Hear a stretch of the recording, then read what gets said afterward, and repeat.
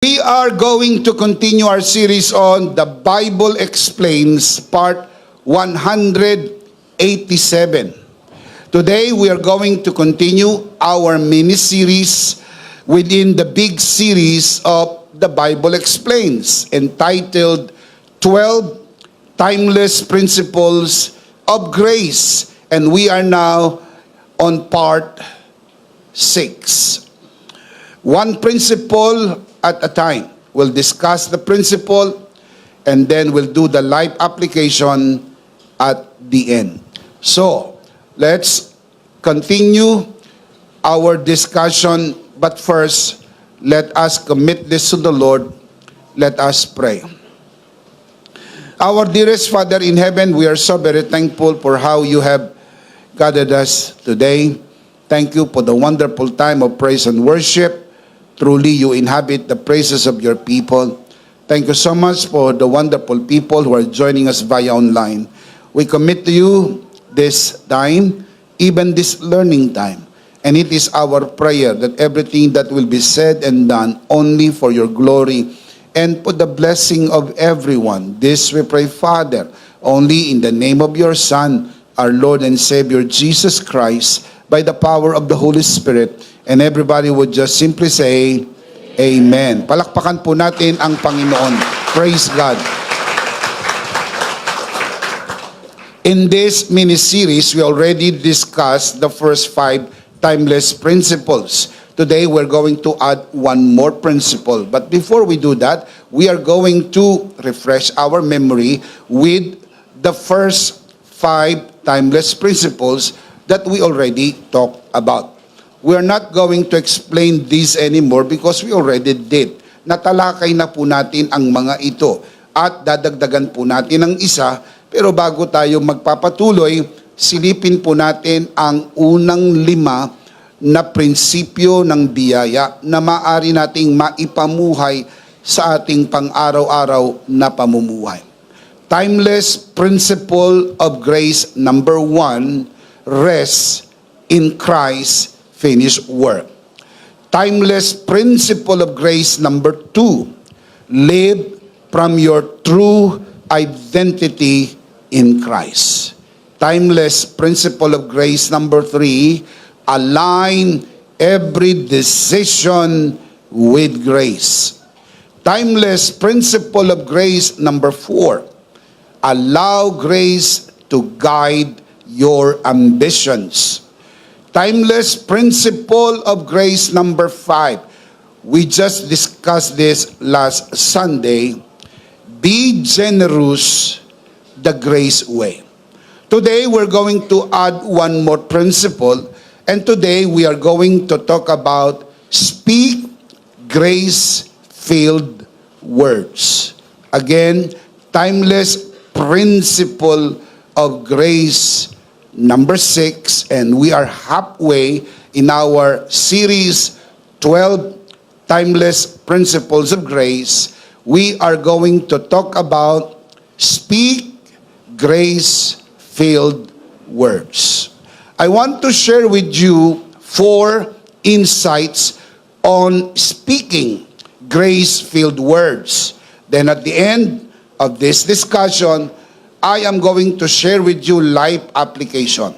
Tulad ng palagi nating ginagawa. Pinag-aaralan muna natin yung prinsipyo, tapos gumagawa po tayo ng life application. Para pagkatapos po na matutunan natin ang prinsipyo, alam na rin natin kung paano ito maipapamuhay sa ating pang-araw-araw na pamumuhay. 4 insights on speaking grace-filled words. Number 1 insight, grace-filled words reflect God's heart. Grace-filled words reflect God's heart. Kapag tayo po'y nagsasalita ng mga salitang puno ng biyaya, ay ipinapakita po natin sa ating kausap o sa mga nakakarinig po sa atin ang puso mismo ng Diyos. When we speak with grace, we mirror God's love, offering kindness, instead of condemnation, encouragement instead of criticism, and truth wrapped in compassion. Mga kapatid, masakit naman po talaga ang katotohanan. Pero pag binigkas ito sa himig ng pag-ibig at puno ng biyaya, madali naman po itong matatanggap. Danga lang kung minsan, masakit na yung katotohanan, pabalagbag pa ang pagbigkas nito. Kaya nagiging insult to injury, ika nga nila. Kaya po bilang mga Kristiyano na naniniwala sa biyaya ng Diyos, kailangan nating matutunan ang maging maingat, maging mapili sa mga salitang binibigkas upang ang mga ito ay puno ng biyaya at nagbabadya ng biyaya. Jesus' words brought light, healing, and restoration, and ours should do the same. Dahil tayo po yung followers of Jesus, we imitate Jesus, we follow Jesus, we do the same thing. O Bishop, hindi ko yan kaya, ako'y tao lamang. Hindi ka po tao lang. Ikaw ay taong tinatahanan ng Diyos. Iba po ang bahay na walang nakatira, haunted house. Ang bahay na may nakatira, inhabited house. Wala pong pagkaparehas ang dalawa. In fact, malaki ang pagkakaiba. Hindi ka po haunted house.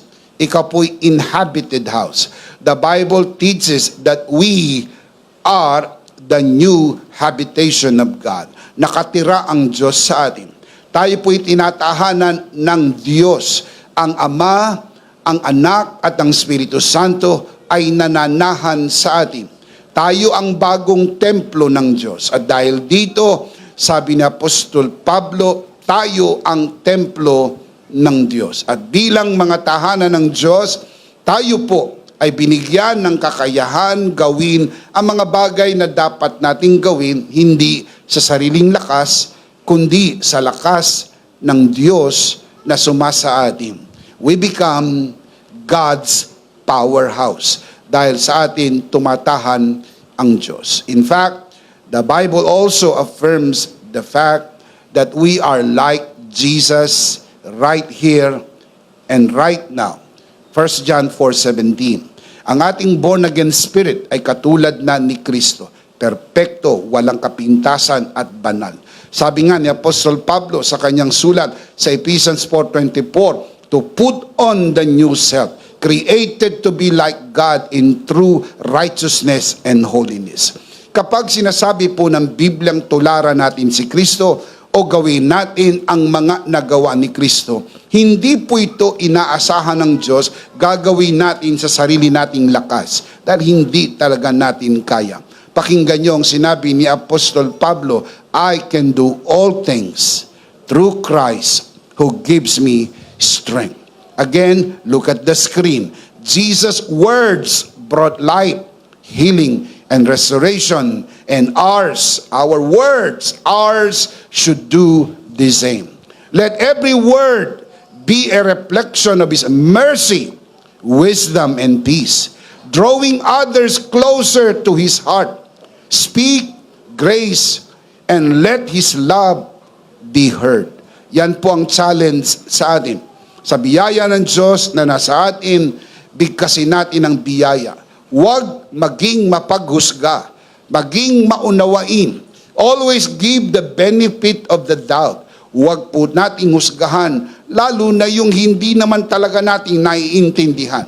Maging maunawain, maging mapagbiyaya. Jesus exemplified this when He spoke to the woman caught in the act of adultery. He said, John 8:11, Jesus said to her, He was talking to the woman, neither do I condemn you.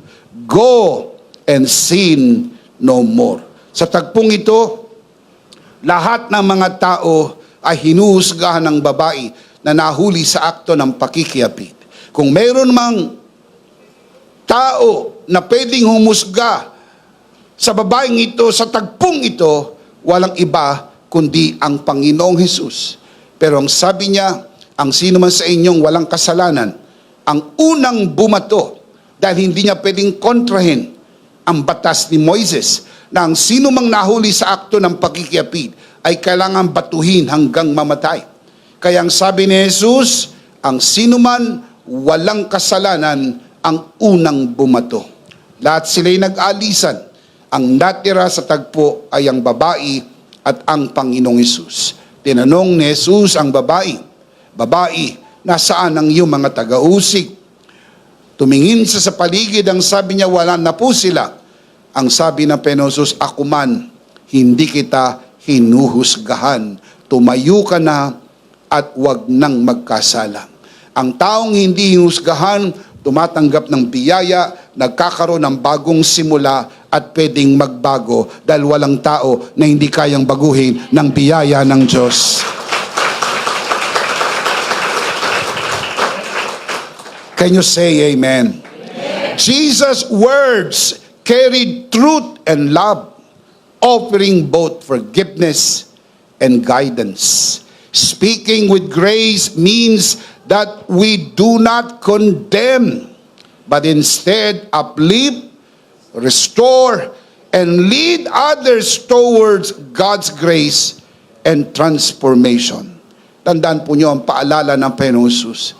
Tila nakikita mo ang puwing sa mata ng iyong kapwa, gayong hindi mo nakikita yung troso na nakabalagbag sa iyong mukha. Mas malaki ang troso kesa sa kusot.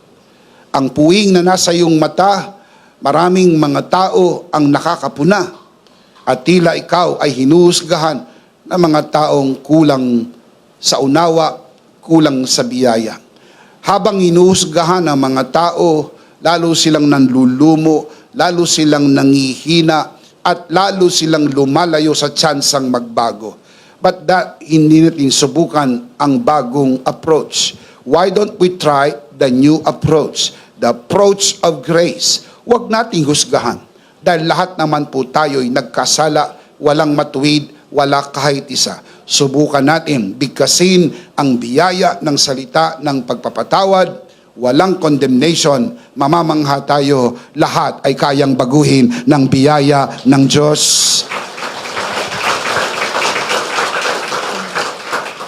John chapter 3 verse 17. For God did not send His Son into the world to condemn the world, but to save the world through Him. Yan ang maliwanag na plano ng kaligtasan. Nang isugo ng Diyos ang kanyang anak, hindi para husgahan ng sino man, kung kaya't hindi niya hinusgahan ng babaeng ito, sapagkat ang tao pong hindi nakakatanggap ng grasya ay ganito ang gagawin o mas higit at mas malala pa ang kaya niyang gawin. Pero ang sino mang nabigyan ng grasya, gaano man kasama, ay maaring magbago dahil walang hindi kayang baguhin ng biyaya ng Diyos. Can you say amen? Amen. Under grace, God has already condemned the sin of the whole world through the finished work of Christ. Therefore, He is no longer counting your sins against you. Yan po yung hiwaga ng biyaya ng Diyos. Nang si Kristo'y nabayubay sa krus ng Kalbaryo, pasan-pasan niya ang kasalanan ng buong mundo. The Bible says in Isaiah chapter 53 verse 6, we all like sheep gone astray. Each of us turned to its own way. The Lord laid upon Him the iniquity of us all. Ang kasalanan ng buong mundo ay napasa katawan ng dugo ang katawan ni Kristo doon sa krus ng Kalbaryo. Ang walang kasalanan ay naging kasalanan. Sabi ni Apostol Pablo sa 2 Corinthians 5:21, He who knew no sin became sin that we might become the righteousness of God in Christ Jesus. Ang hiwaga ng biyaya na hindi kayang unawain ng ating limitadong kaisipan, ang walang kasalanan ay naging kasalanan alang-alang sa atin. Bakit? kinarga sa dugo ang katawan ni Kristo ang ating kasalanan at inihataw ng Diyos ang parusa ng ating kasalanan sa dugo ang katawan ni Kristo. Tulad ng nasusulat, ang kabayaran ng kasalanan ay kamatayan. Si Kristo ay hindi dapat mamatay dahil wala siyang kasalanan. Pero inako niya ang ating kasalanan at siya'y namatay alang-alang sa atin upang sa pamagitan niya mapatawad tayo ng Diyos, magkaroon ng kaligtasan at buhay na walang hanggan. Shout amen. Romans chapter 8 verse 3, for what the law was powerless to do, in that it was weakened by the sinful nature. Let me explain that first part. Wala pong problem sa law. The law is holy. The law is righteous. The law is good. The Apostle Paul strongly argues. The problem is not the law. The problem is us. Because of the sinful nature we inherited from Adam, wala tayong capacity to keep the law. Kaya kapag pinag-usapan ng kautusan, ang kautusan ay bumubulaga sa ating harapan. Kinukondem tayo ng kautusan sapagkat gusto man nating sundin ang kautusan. Hindi natin kaya sapagkat ang problema, merong sin nature na minana tayo kay Adan. Kung paanong natural sa asong kumahol, natural sa ibon ng lumipad, natural sa isda ang lumangoy, natural sa atin ang magkasala. Kaya tayo nagkakasala sapagkat makasalanan po tayo. Ang sabi ng relihiyon, ikaw ay nagkasala, kaya ka naging makasalanan. Mali. Hindi ka pa po nakagawa ng kasalanan, makasalanan ka na. Sapagkat sa ginawa ni Adan, Romans 5:12, tayo'y naging makasalanan. Sabi po ng Bible sa Psalms 51:5, tayo pinaglihi at ipinanganak sa pagkakasala. Mula pa sa sinapupunan ng ating ina, tayo po'y makasalanan na. Kaya ipinanganak tayong makasalanan. And what do you expect? What do sinners do? Simply sin. Kaya hindi ho nagulat ang Diyos, ang tao'y nagkasala. Hindi ho na-shock si Jesus nang ang babaeng ito'y nahuli sa akto ng pakikiyapid sapagkat expected sa isang taong malayo sa Diyos ang magkasala. Expected sa taong hindi pa natanggap ang grasya ang magkasala. Kaya sa halip na husgahan ng babae, binigyan po ng forgiveness, binigyan po ng second chance, binigyan ng grace. Ang babaeng ito ay binago ng biyaya ng Diyos. Shout amen. Look at the verse again. For what the law was powerless to do, in that it was weakened by the sinful nature. That is the problem. The sin nature is the problem. In fact, you are the problem. The law is not the problem. You cannot fix the problem because you are the problem. As the old saying, you cannot face the problem because the problem is your face. You are the problem. We're trying to fix the problem, pero we cannot fix the problem. Genius si God. Kung kaya nating i-fix ang problem, why would God have to send His Son? Kung kaya nating i-fix ang problem, why would God have to send His Son? Ba't pa kailangan isugo ng Diyos ang kanyang anak? After all, kaya naman pala natin. Alam ng Diyos, we cannot fix the problem. Kaya sa sobrang pagmamahal ng Diyos, isinugo niya ang kanyang bugtong na anak para ma-fix ang problem. Shout amen. Look at the verse. For what the law was powerless to do, in that it was weakened by the sinful nature. Saan galing ang sinful nature? Kay Adam, minana po natin. God did. How did God do it? What the law cannot do, God did. But God did in what way? By sending His Son in the likeness of sinful man to be a sin offering. Look at the next line. And so God, condemned sin in sinful man. Hinusgahan na ng Diyos ang kasalanan sa duguang katawan ni Kristo. Kaya itong mabuting balita, pag tinanggap mo si Kristo, pinatawad ka na sa lahat ng iyong kasalanan. Hallelujah! Come on! Give Him praise! Give Him praise! Give Him praise! Praise God! Shout amen! Hindi ho pwedeng parusahan ng kasalanan ng dalawang beses. Ang Greek word po ng condemn po rito ay katakrino. Ito ay sinulat sa aorist tense. Ang ibig sabihin ng katakrino, sentence. Sinentensyahan na. Nung si Kristo'y nabayubay sa krus ng Kalbaryo, tatanungin ko po kayo, kaninong kasalanan ng kanyang kinarga sa atin? Nang hinusgahan ng Diyos ang kasalanan sa duguang katawan ni Kristo, kaninong kasalanan ang hinusgahan sa atin? Ano't iniisip mo na huhusgahan pa ng Diyos uli sa pangalawang pagkakataon ng kasalanan na hindi pwedeng mangyari in any civilized nation? Kung tayo mga sibilisado nakakaintindi that sin can only be punished once because there is no crime, there is no offense, there is no kind of sin that can be punished the second time. Tawag dyan, double jeopardy. Kung ang mga matitinong tao sa sibilisadong mundo ay nakakaintindi, hindi pwede ang double jeopardy by the rule of justice. Iniisip mo bang mas matino ka kaysa sa Diyos? Kung hindi pwede sa Diyos ang double jeopardy, ano't iniisip ng maraming reliyon na pwede sa panahong ito? Ilagay mo sa iyong isip, hinusgahan na ang iyong kasalanan sa duguang katawan ni Kristo, kaya hindi ka na huhusgahan ng Diyos.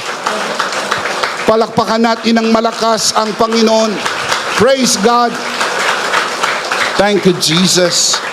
Do you want to see the result of that? I'll show you. 2 Corinthians 5:19. That God was reconciling the world to Himself in Christ. Doon lang po ang reconciliation. In Christ. Not in religion. In Christ. Kapag hiwalay kay Kristo, walang reconciliation. Ang reconciliation lang po ay in Christ. Ano result? Not counting men's sins against them. Tagalog, hindi na binibilang ng Diyos ang kasalanan ng tao laban sa kanila. Bakit? Wala nang bibilangin. Pinatawad ng lahat ni Kristo sa krus ng Kalbaryo. Shout amen. Nakita niyo ang pagkakaiba ng religion? Pilit na hinuhusgahan ng tao, pilit na pinagbabayad. Pahirapan mo ang iyong sarili, magpinitensya ka, magdasal ka, lumuha ka ng dugo, lumakad ka ng paluhod, lumuhod ka sa munggo, lumuhod ka sa bubog, sugatan mo ang iyong sarili. At baka sakali, mapatawad ka ng Diyos. Diyos ko, mamatay-matay ka na, baka pa mapatawad. Ni hindi pa siguradong mapapatawad ka, meron pong mabuting balita. Pinatawad ka na ng Diyos sa lahat ng iyong kasalanan dahil sa sakripisyo ni Hesus Kristo. Shout amen. Number 1, grace-filled words reflect God's heart. If you want to reflect God's heart with the people around you, speak grace-filled words. Dahil habang nagbibigkas ka ng salitang puno ng grasya, hindi mo hinuhusgahan ang sino man. Nauunawaan mo kung bakit nangyayari ang mga bagay-bagay na ito at binibigkas mo ang biyaya, sinasalamin mo ang puso ng Diyos. Tandaan, sinasalamin mo ang puso ng Diyos. Salamin, salamin, salamin. Sinasalamin mo ang puso ng Diyos. Number 2, grace-filled words build, not destroy. Ang pagbigkas ng mga biyaya sa pamagitan ng pagsasalita ay nagbi-build up, hindi ho naninira, hindi po sumisira. Ephesians chapter 4 verse 29. Do not let any unwholesome talk come out of your mouths, but only what is helpful for building others up. Lalo na mga kapatid mo yan sa Panginoon. Malay mo maging kapitbahay mo pa yan sa langit. Huwag kang manira. Lalo na kung nakatalikod siya. Lalo na kung hindi man lang siya mabigyan ng opportunity to defend himself. Mantak mo, ikaw na yung prosecutor, ikaw pa yung judge, ikaw pa yung executor. Ang hatol mo'y parusa, ikaw pa ang nagparusa. That is too much. Kapag po may mga taong nagtatanong tungkol sa atin, o tungkol sa ibang tao at hindi tayo makakapagsalita ng maganda, we better not speak. Wala akong masasabing maganda sa kanya. Marami akong masasabing hindi, pero hindi ko nasasabihin. That is the wisdom. Dahil sa totoo lang, mayroon tayong nasasabing maganda, mayroon din tayong masasabing hindi maganda. Bigkasin natin yung maganda, huwag na natin bigkasin yung hindi maganda. Kung kailangan niyang malaman mo na lang sa iba, huwag na sa akin. Dahil hindi ako sanay magsalita ng ikasisira ng aking kapwa. Look at the verse. But only what is helpful for building others up according to their needs, that it may benefit those who listen. Nakakatakot din makinig ng hindi magandang kwento patungkol sa ibang tao na ikinukwento sa atin. Alam niyo kung bakit nakakatakot? Dahil ang susunod na kwento, ikaw na. You better not listen, sapagkat kapag yan tinatanggap mo, nagmumukha kang dump site at ang mga taong ito ay namumukhang dump truck na sila po ay nagdadala lang ng basura, hindi magiging maganda para sa iyo. You better say, please don't tell me that. Huwag mo na yang sabihin sa akin. Hindi ako interesado.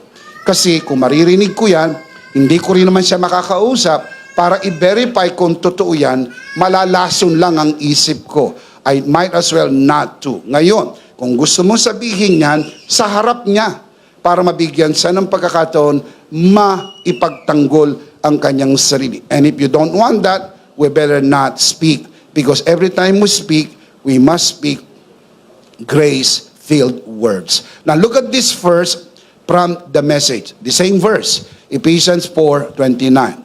From the Message. Watch the way you talk. Let nothing foul or dirty come out of your mouth. Say only what helps. Each word a gift. Mga kapatid, ang bawat salita ay isang regalo. Tiyakin natin na pag nagbigkas tayo ng salita, nakaka-build up. I-build up natin ang mga taong kilala natin sa mga kausap natin. Sa halip na siraan, at kung hindi mo kayang i-build up, be honest as you can be, I cannot build up that person, but at least I cannot destroy him. Hindi ko na sisirain, hindi ko siya kayang i-build up, pero hindi ko siya sisirain.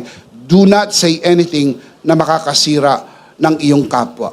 Pakiusap lalo na kung kapatid mo sa pananampalataya, sapagkat yan ay makakasama mo sa buhay na walang hanggan. At hindi maganda na tayo bilang isang pamilya na pananampalataya nagsisiraan. Dahil sabi ni Apostol Pablo, kung tayong lahat ay magkakagatan, walang matitira sa atin. Dahil yan ay hindi ayon sa mensahe ng biyaya. Every word we speak should be intentional, bringing encouragement, peace, and clarity. Our words should edify, pointing others to Christ, who alone can ultimately build them up. Dapat sa ating mga pagsasalita ay ma-build up natin si Jesus sa buhay ng mga tao, because ultimately, only Jesus can build them up. I-point natin sila kay Jesus sa pamagitan ng ating pagsasalita. Proverbs 16:24. Pleasant words are a honeycomb, sweet to the soul, and healing to the bones. Ganon kahalaga ang mga pleasant words, magagandang mga salita. Tulad ito ng pulot-pukyutan, napakatamis, kay sarap pakinggan, nakagagamot sa sugatang puso, at nagbibigay ng lakas sa iyong buto. Grace-filled words bring healing, encouragement, rather than harm. Kaya we need to be more intentional. Again, kung hindi maganda ang sasabihin, huwag nang ituloy.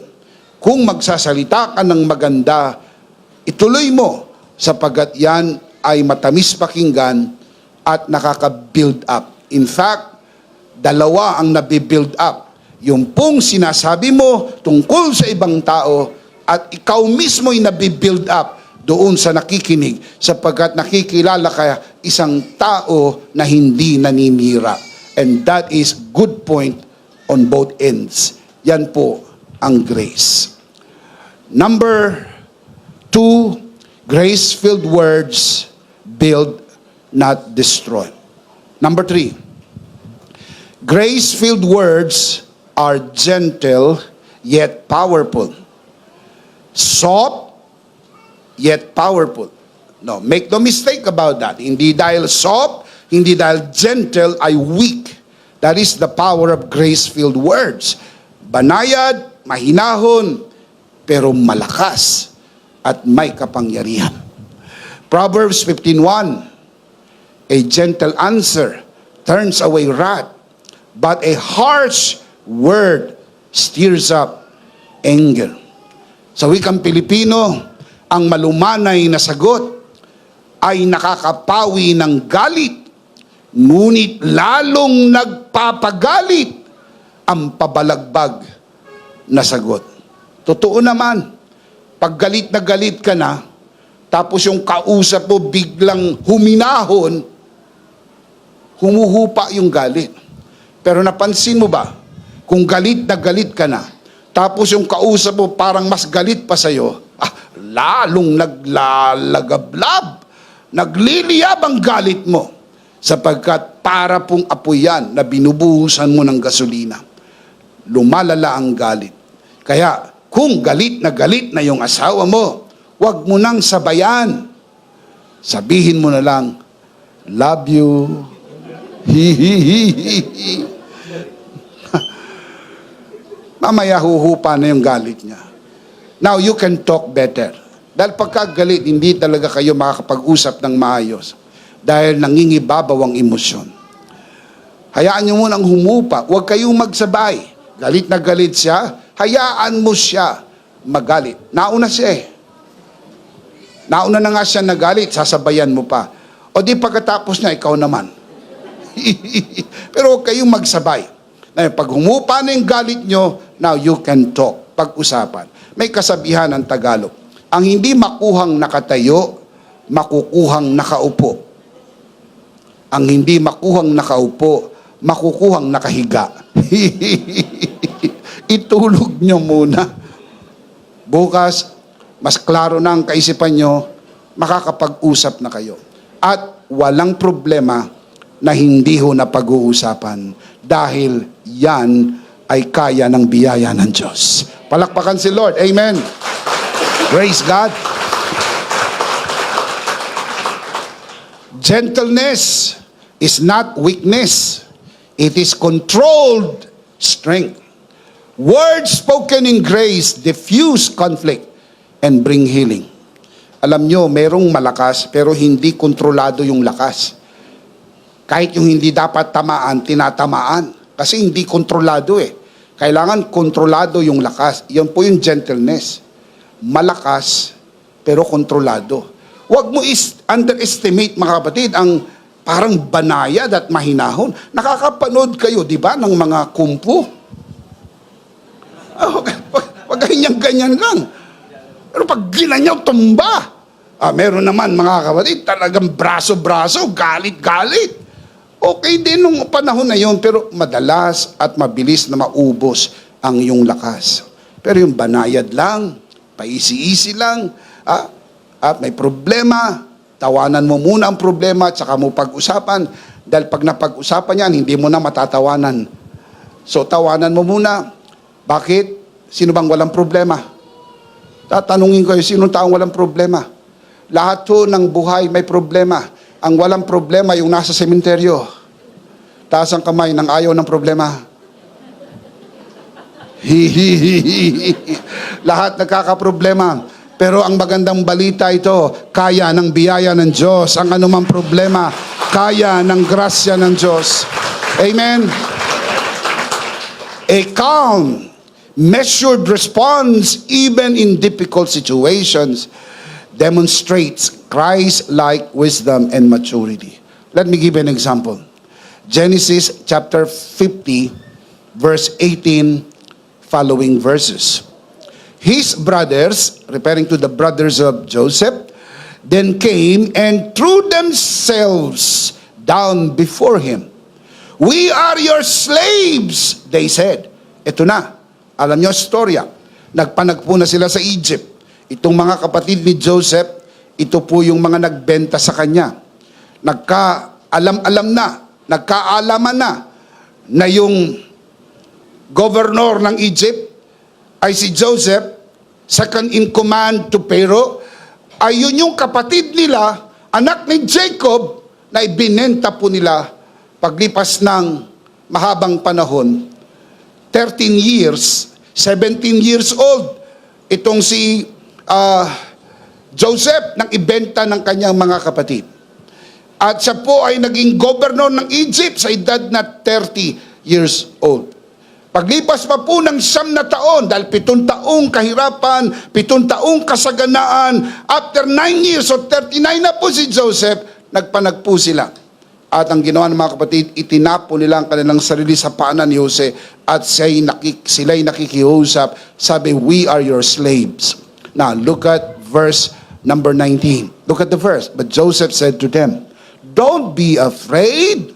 Am I in the place of God? Full of grace, gentleness, meekness. Am I in the place of God?'" Verse 20.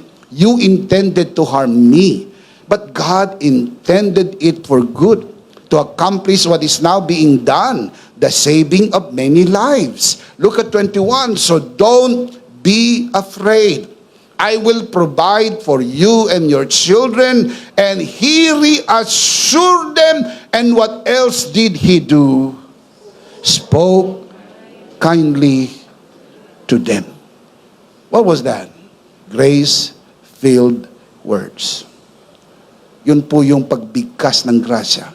Alam nyo kung walang grasya, payback time po ito. Payback, panahon na para makaganti. Ito yung matagal mong hinintay. Yung mga nagbenta sa iyo, mga nagkanulo sa iyo, yung mga kapatid mo na nagkanulo sa iyo, panahon na para makaganti. Pero sa halip, pinayagan ni Jose ang grasya, ang lumabas sa kanyang bibig. Ang sabi sa story, he spoke kindly to them.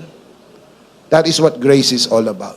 Mga kapatid, kung nagawa ito ni Jose, before the cross, we can do even better after the cross, sapagkat nasa atin ang biyaya ng Diyos sa ating kapanahunan. Can you say amen? Hindi ho ata katanggap-tanggap na si Jose kaya niyang gawin ito, samantalang siya'y nabuhay before the cross, tayo nabubuhay after the cross, mas meron tayong dahilan to do this. Hindi ho inaasahan ng Diyos gawin natin ito sa sarili nating lakas. Inaasahan po ng Diyos, magagawa natin ito dahil sa biyaya ng Diyos. Can you say amen? Another example in Acts chapter 7 verse 59 to 60. While they were stoning him, referring to Stephen, Stephen prayed. Si Stephen ay dinala sa labas ng syudad at babatuhin ng mga tao. At habang binabato itong si Stephen, while they were stoning him, Stephen prayed, "Lord Jesus, receive my spirit." Then he fell on his knees and cried out, "Lord, do not hold this sin against them." And when he had said this, he fell asleep, meaning he died. Mga kapatid, bago namatay si Stephen, binigkas niya grace-filled words. Huwag mong ituring na kasalanan sa mga taong ito ang kanilang ginagawa. Mga kapatid, bakit? Dahil naiintindihan ni Stephen, kaya lang naman nila nagagawa ang mga ito ay sapagkat hindi pa nila naiintindihan ang biyaya ng Diyos. Tatanungin ko po kayo, magagalit ba kayo sa bulag pag sinabi sa inyong ang pangit nyo?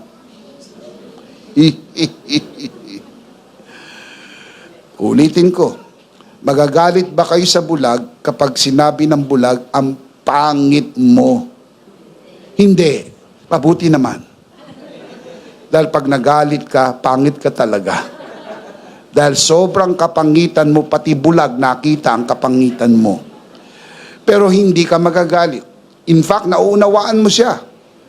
Nasasabi mo lang yan sapagkat hindi mo ako nakikita. Ganun din, huwag tayo magalit sa mga mangungusig. Kinukutsa tayo, binabas tayo. Nag-post ka, tapos mayroong mga basher.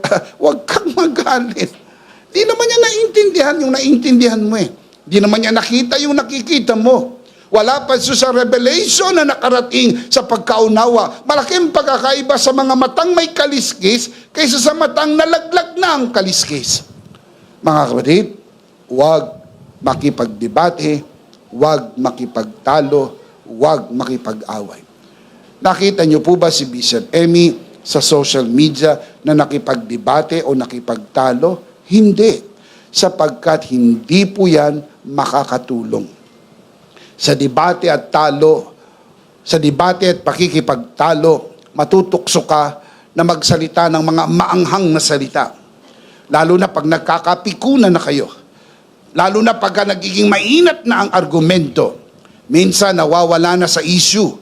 Nagiging personal na ang inyong siraan o talakayan. At napapanood kayo o nababasa kayo ng mga nanonood sa inyo sa comment section. Yung mga nanonood sa broadcast, hindi ba ganyan doon sa mga comment section, mayroong magpo-post, lalo na yung iba, gusto talagang mag-post para mag-invite lang ng discussion. Para doon sa discussion, makaka-atake siya. Parang mga shark, na pag nakaamoy ng dugo, talagang mga shark, umaatake. Lalo na po yung mga daddy shark, mommy shark. Talagang umaatake sila hanggang may naamoy silang dugo, di sila maglulubay. Mga kapatid, hindi ho yan makakatulong. Sa halip na makipagtalo at makipagdebate, umatras ka at ipag-pray mo na lang sila. Dahil kung hindi ka rin naman naliwanagan, isa ka rin doon sa mga naroon. Kaya ka hindi ka nakasali sapagkat naliwanagan ka na ng mensahe ng biyaya ng Panginoon. Amen. It was gentle word spoken by Stephen. Napakabanayad, napakahinahon. Mga salitang punong-puno ng kahinahunan, pero very powerful. Alam niyo po ba yung salitang binigkas niya? Salita po ng pagpapatawad. Do not hold this sin against them, the people. Yung mga bumabato sa kanya, yung mga pumatay sa kanya, huwag mong ituring na kasalanan ito. In short, parang ang prayer niya, patawarin mo sila sapagkat hindi nila nalalaman ang kanilang ginagawa. Alam niyo po ba kung sino ang nandun sa tagpong yun? I'll show you. Acts chapter 8 verse 1. Ang last verse ng chapter 7 ay verse 60. And the last time I checked, ang kasunod ng 7 ay 8. 8:1 I found out, and Saul was there, giving approval to his death, the death of Stephen. Nandun si Saulo, nang bigkasin po ni Stephen ang mga salita ng pagpapatawad. Imagine yung impact. Ito ba yung mga taong gusto kong patayin? Ito ba yung mga taong gusto kong usigin? Ito ba yung mga taong gusto kong lipulin? Na pinapatay na, sa halip na puno ng galit, puot at paglaban, ay nanalangin pa na kami ay patawarin. Yung impact ng words na yon ay naging contributory. Pagdating po ng call kay Saul sa Acts chapter 9, hindi masyadong malayo yun, ha? Acts chapter 7 verse 60, ang pagitan Acts chapter 8, the persecution, Acts chapter 9, the conversion of Saul. Pagdating ng Acts 9, na-convert na si Saul at naging Paul. Mga kapatid, hindi nyo po pwedeng i-underestimate. May mga taong silent observer lang. Sa opisina, minamasdan-masdan ka lang. Tinitignan-tignan ka, tahimik na nagmamasid. Pero may impact ang iyong buhay. Napapansin nila. Nagsisimba ka tuwing linggo. Napapansin nila na kahit galit ka, hindi ka nagmumura. Galit ka na niyan, ha? Sabi, ba't ang taong yan? Galit na, hindi pa nagmumura. Yung sa kong kapitbahay, kahit natutuwa, nagmumura. See the difference? Malaki ang pagkakaiba. Hindi naman sila bulag. Ang sino mang naka kay Kristo ay bago ng nilalang. Ang dating bagay lumipas na. Narito, ikaw ay bago. Shout amen. Amen. Shout amen. Amen. Number 3, grace-filled words are gentle yet powerful. Number 4, grace-filled words reflect Christ's finished work. The central message of the Bible. Kapag ikaw ay nagbibigkas ng grace-filled words, nire-reflect mo yung Christ's finished work. The way we speak should reflect the finished work of Christ, showing mercy instead of condemnation, love instead of criticism, and hope instead of despair. Kapag ganyan ang binibigkas natin sa mga kausap natin, yan po yung heart and soul ng finished work. Because of the finished work, nag-provide si God ng mercy, nag-provide si God ng love, nag-provide si God ng love. Kaya pag nagbibigkas tayo ng grace-filled words, yun din yung sinasalamin ng ating salita. Hindi galit, hindi puot, hindi paghusga, sapagkat wala kang karapatang humusga to begin with. Speaking in grace means we recognize that just as we have received undeserved favor, we extend it to others through our words. Tayo po ba'y kinahabagan din ng Diyos? Bakit hindi tayo maging mahabagin? Tayo po ba ay pinabura ng Diyos? Ba't di natin extend ang pabor na ito sa iba? You did not earn it. Why you allow them to earn your favor, your smile, your love? Huwag din nating hayang trabahuhin nila ito. Ibigay natin ng libre. Maging mayaman ka sa pagsasalita ng mga salitang nakaka-bless. Mga good words, mga salitang makaka-feel good sa asawa mo, sa mga anak mo. Ang aga-aga, sinisira mo yung araw nila sa mga salitang hindi maganda. Pagkus araw-araw, buuin natin yung araw nila sa mga magagandang salita. Mga nakaka-inspire, mga nakaka-build up, sapagkat that is what the finished work of Christ is. I'll show you the verse, Colossians 4:6. The Apostle Paul writes, "Let your conversation be always full of what? Grace. Full of grace, seasoned with salt, so that," this is the result, if you do that, if we do that, if our conversation always full of grace and seasoned with salt, so that you may know how to answer everyone. Makakatulong ito sa atin pong pakikipagkapwa-tao, pakikipag-ugnayan sa tao. Grace-filled words uplift, impart wisdom, and reflect Christ's love. Just as salt enhances flavor, our words should add value, encourage, and guide others in both grace and truth. Diba, pagka naglulutot, nilalagyan ng konting asin, lumalasa, nagpapasarap ng lutuin. Pasarapin mo ang relasyon nyong mag-asawa sa pamagitan ng grace-filled words. Pasarapin mo ang relasyon nyo bilang pamilya at magkakapatid sa mga grace-filled words. Mga matagal na hindi mo pa nasabi, mga matagal na hindi mo na nabibigkas, bigkasin mo. Especially to women, because ang psychology ng women love to be told. Lagi gustong sinasabihan, kahit alam na. Tinatanong pa, love mo pa ba ako? Oo naman, sinabi ko bang hindi? Kahit love mo na siya, gusto pa rin naririnig.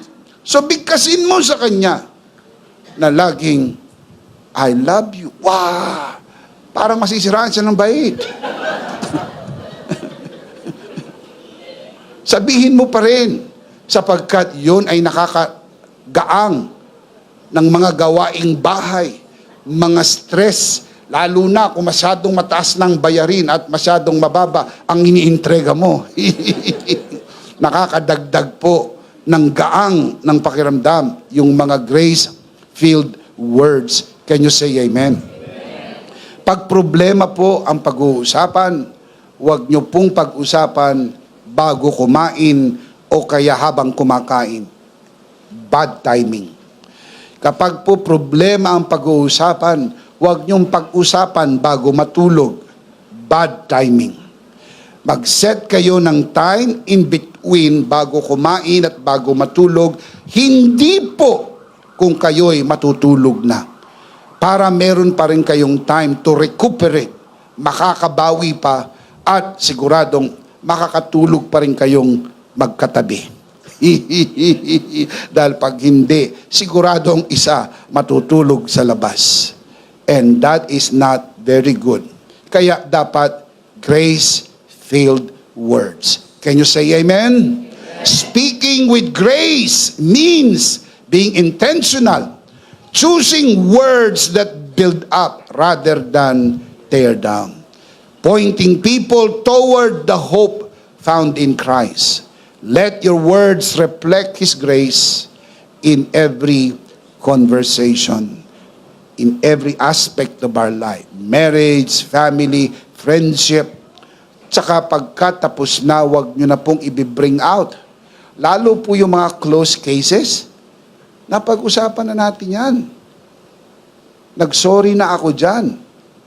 Pero yung mga misis ko minsan, pagkatapos mag-hysterical, nagiging historical. Kabisado nila yung date kung kailan. Sasabihin nila, mga kapatid, that is not very good. Hindi po yan grace-filled words. Kasi nasettle nyo na yung problem na yan. Tapos na, nagkapatawaran na tayo dyan. Humingi na ako ng sorry dyan, pinatawad mo na ako. Ngayon, ipapako mo na naman ako sa krus. Pinako mo na ako sa krus. Nilibing mo. Nabuhay na maguli na ako. Bagong tao na ito. Hindi na ako katulad ng dati. Kita mo nga, nagte-text na ako sa'yo. Kita mo nga, tumatawag na ako. Bakit? Sapagat binago na ako. Huwag mo nang ipaalala sa akin yung luma kong pagkatao. Sapagkat yun ay namatay na. Natatandaan mo, ikaw ang pumatay. Kinrusify mo ko. Mabuti na lang, natagpuan ko yung biyaya ng Diyos. Nabago ako. Nabago ng biyaya ng Diyos. Shout amen! Palakpakan para kay Lord. Thank you, Jesus. Now let's see them again. Speak grace-filled words. 4 insights. Basahin natin malakas, sabay-sabay. Ready? Number 1. Grace-filled words reflect God's heart. Number 2. Grace-filled words will not destroy. Number 3. Grace-filled words are gentle yet powerful. Number 4. Grace-filled words reflect Christ's finished work. Now let's talk about the life application. I'll give you 3 life application. Pagkatapos po ng ating gathering, uwi na po tayo at kung saan man po kayo pupunta. These life applications are actionable, doable, it can be done by the grace of God. Number 1, guard your heart. It shapes your words. Bantayan mo ang puso mo. Dahil dyan nang gagaling ang lumalabas sa iyong bibig. Kapag ang puso mo ay puno ng galit, siguradong tatagas sa bibig mo galit, pagmumura, paninira, at mga masakit na salita. Why? Because your heart reveals, your mouth reveals your heart. What fills the heart overflows from the mouth. A heart rooted in grace speaks life, encouragement, and truth. While unguarded heart can bring death and destruction. Kaya dapat bantayan ng puso. In fact, dapat talaga ikaw ay magbabantay sa iyong puso dahil kapag hindi mo nabantayan ang puso mo, tumatagas yan sa iyong bibig. Luke chapter 6 verse 45. For out of the overflow of the heart, the mouth speaks. Lumalabas lang sa bibig kung ano nanggagaling sa puso. Kaya pag ang puso ay puno ng pagmamahal, lalabas sa bibig pagmamahal. Kapag ang puso ay puno ng galit, hinagpis at paghihiganti, lalabas sa bibig ang galit at paghihiganti. Sapagkat yan po ay nasa Biblia. Kaya ang paalala sa atin ng Bible, Proverbs 4:23, above all else, what do you do? Guard your heart. Why? The heart is the wellspring of life. Guard your heart. Bantayan ang puso. Huwag niyong payagang mag-develop sa puso mo yung galit. Kaya dapat magpatawad agad. Alam niyo, minsan sa mga mag-asawa, yung pong problem ng nag-iipon ng galit, hindi sinesettle po agad-agad, nandun yan. Ano expect mo pagka napuno yan? Boom! Sasabog. Kaya isang araw parang bulkano, biglang sumabog. Bakit? Ang sabi niya, puno-puno na ako sa'yo. Bakit napuno? Sapagkat lagi lang siyang nagkakarga, hindi ho siya nagbabawas nung kanyang mga sama ng loob. Kaya dapat huwag mag-ipon ng sama ng loob. Mag-ipon ng pera, pero huwag sama ng loob. Magpatawad agad. Kung hindi pa humihingi ng tawad, patawarin mo na. Bakit? Sapagkat yan ay mabuti para sa iyo. Ang pagpapatawad naman po mga kapatid ay mabuti. Unang-una doon sa nagpapatawad. Pangalawa na lang doon sa pinatawad. Ikaw unang nakikinabang. Dahil nababawasan ka ng stress sa buhay. Gumagaang ang pakiramdam mo. Hindi ka na nga makapagpa-facial, na-stress ka pa. So ano mangyayari dyan sa mukha mo? Bababa ang face value. Eh pati tambunting hindi tatanggapin yan. Sapagkat nai-stress ka ng gusto, relax lang. Pagka mabuti ang puso, mabuti ang binibigkas na salita. Can you say amen? Let God's grace fill your heart so your mouth speaks His love, wisdom, and kindness. Do you agree? Can you say amen? So, number one, guard your heart. It shapes your words. Yung words mo galing sa puso, so bantayan mo yung puso. Can you say amen? Number two, think and speak with grace. Think before you speak. Yung iba po, nag-speak tsaka nag-isip. Ano ba yung sinabi ko? Hindi. Mag-isip ka muna bago mo sabihin. Kaya minsan, pag nasabi mo na mahirap nang bawiin. Kasi napadala ka sa pabigla-bigla. Kailangan po ay isip tsaka magsalita. Grace-filled words begin with grace-filled heart. Kasi po yung heart, dito po nanggagaling lahat ng binibigkas natin. When our thoughts are rooted in God's love, our words will reflect His kindness, wisdom, and truth. Kasi nga ang principle, galing sa puso, lalabas sa bibig. Galing sa puso, lalabas sa bibig. So bantayan mo ang iyong puso, mag-isip bago magsalita. Anong pwede mong isipin? Isipin mo kung ang iyong sasabihin ay tama ba?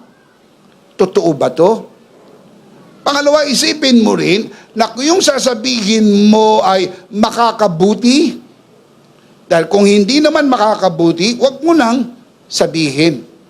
Ito bang sasabihin mo ay totoo? Sigurado ka ba totoo o narinig mo lang o nakita mo lang sa TikTok? O narinig mo lang sa ibang mga tao? Is it really true?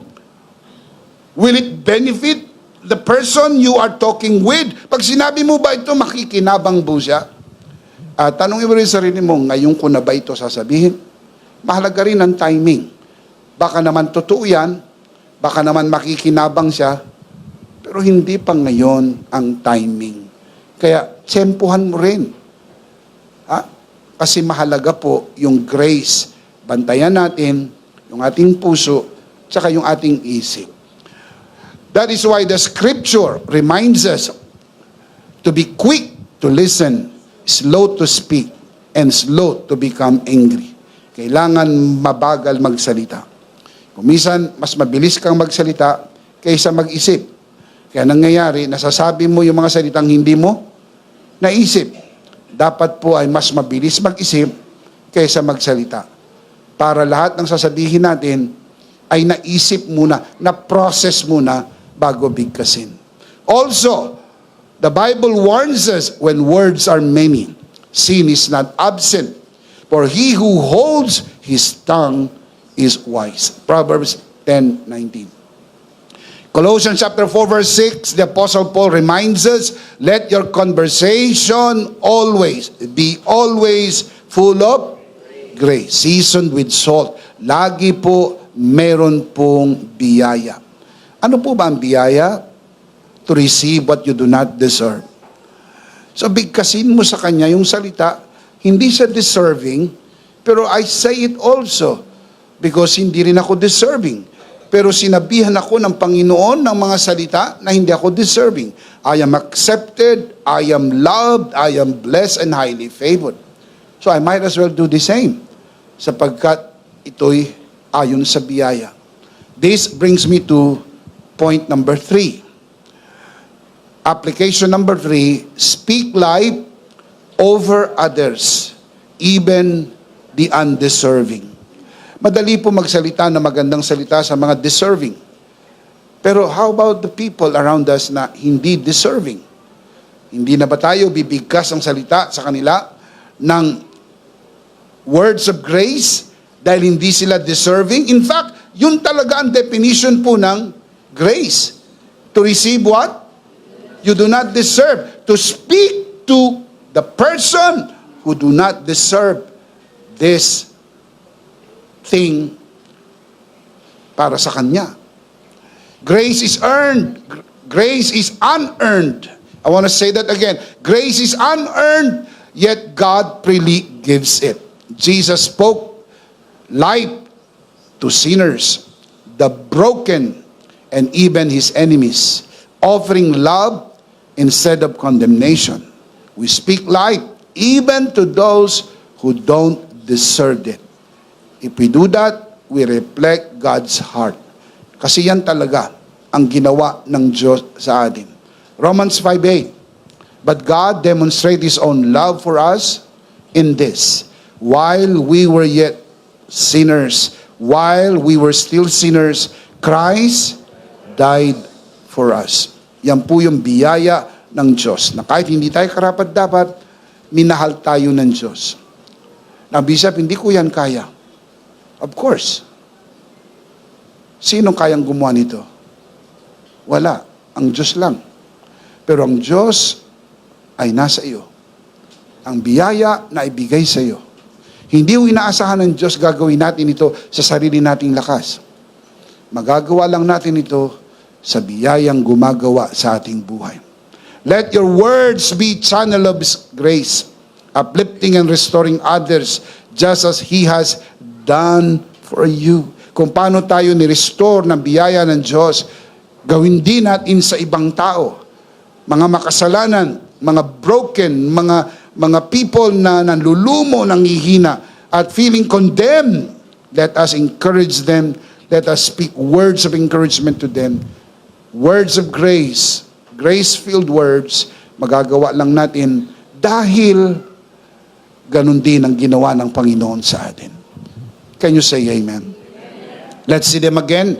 Speak grace-filled words. Ito po yung application na pwede natin gawin ngayong naintindihan natin ang principle number 6. Speak grace-filled words. Paano natin gagawin yan? Basahin natin. Malakas, sabay-sabay. Number 1. Guard your heart, it shapes your words. Guard your heart, it shapes your words. Number 2. Think and speak with grace. Isip muna bago magsalita, at pag nagsalita, magsalita ng may biyaya. Think and speak with grace. Number 3. Speak life over others, even speak life over others, even the undeserving. Yan ang ginawa ng Diyos sa atin sa pamagitan ni Kristo. Nagsalita siya ng maganda kahit hindi tayo deserving, and iniasahan ang biyaya ng Diyos. Ganon din ang gagawin natin sa iba. Kahit hindi sila deserving, bigay natin yung grace. Dahil ang grace, sa totoo lang, ay para sa mga hindi deserving. Pero ibinibigay ng libre ng Diyos. Can you say amen? Now, what is the big idea? In Christ, I speak grace every day. Dahil ikaw ay na kay Kristo, magsasalita ka ng grasya araw-araw. Kahit may problema, grasya, grasya, grasya, para makaiwas sa disgrasya. Can you say amen? What is the big idea? In Christ, I speak grace every day. Araw-araw kailangan ng grasya, bigkasin natin ng grasya, sapagkat ang grasya ay higit sa lahat.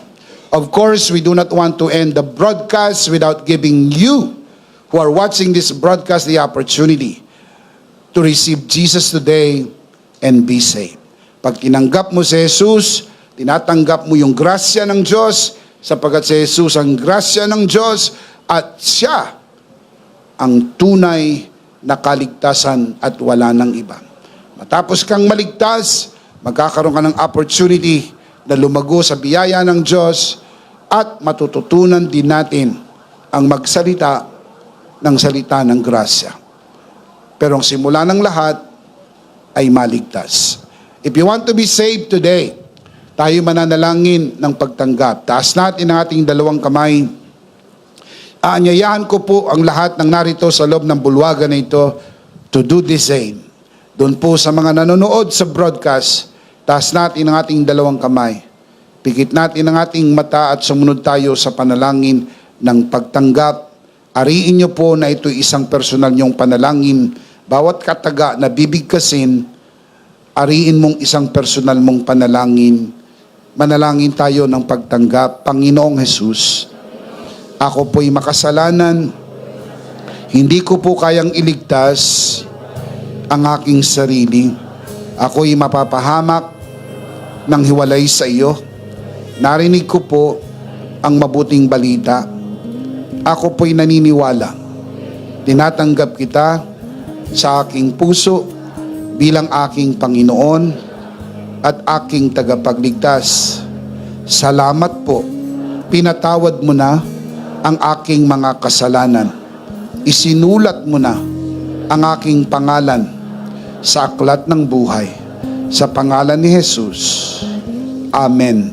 Ako na lang po mananalangin, Ama, sa oras na ito, itinataas ko po sa harapan ng sino mang sumunod sa panalangin ng pagtanggap sa loob ng bulwagan na ito, lalo na sa mga nanonood sa broadcast na ito.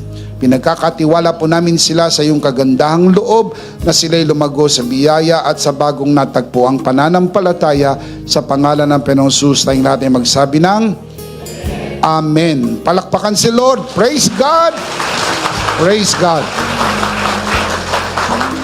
Sa lahat ng tumanggap sa Panginoong Hesus araw na ito, sa loob ng bulwagan na ito, lalo na sa mga nanonood sa broadcast na ito, binabati po namin kayo at sinasabi namin, welcome to the family of God. Palakpakan si Lord. Welcome to the family of God. Masayang masaya kami para sa inyo. Tayo po'y dumako sa ating banal na komunyon. Kunin po natin ang ating communion elements and let's do this together, mga kabiyaya.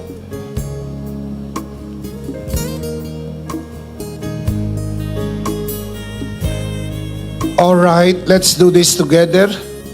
Mga kabiyaya, hawak-hawak po natin ang pinakamakapangyarihang simbolo ng tinapos na gawa ni Kristo sa krus ng Kalbaryo. Ito ang aral na tinanggap ko sa Panginoon at ngayon naman ay binibigay ko sa inyo.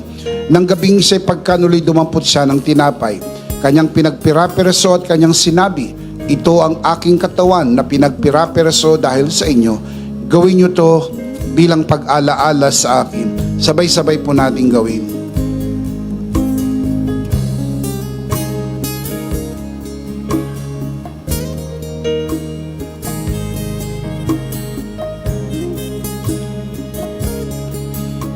Gayon din naman matapos maghapunan ay kanyang hinawakan ng saro at kanyang sinabi, ito ang saro ng bagong tipan na pinagtibay ng aking dugo. Gawin niyo to bilang pag-alaala sa akin. Sabay-sabay po natin gawin.